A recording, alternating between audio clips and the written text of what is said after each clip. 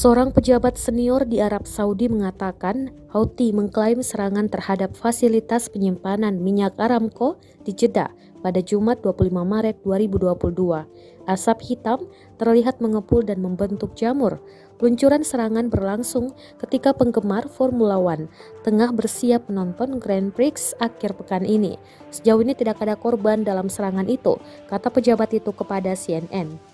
Houthi membeberkan telah menggunakan sejumlah besar drone untuk menargetkan fasilitas Aramco.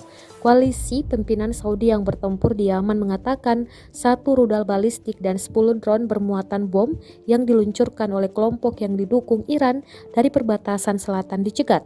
Menurut saluran TV yang dikelola pemerintah Saudi, Al-Ikhbariyah, pernyataan itu tidak menyebutkan serangan terhadap Jeddah. Ledakan itu terjadi sekitar 32 km dari trek balap di Jeddah, tempat akhir pekan ini balapan kedua Grand Prix Arab Saudi dijadwalkan berlangsung. Grand Prix Saudi adalah putaran kedua kejuaraan dunia Formula One tahun ini dan turis dari seluruh dunia diharapkan untuk hadir. Koalisi yang memerangi Houthi selama 7 tahun terakhir mengatakan rudal balistik diluncurkan ke arah kota Jazan di barat daya.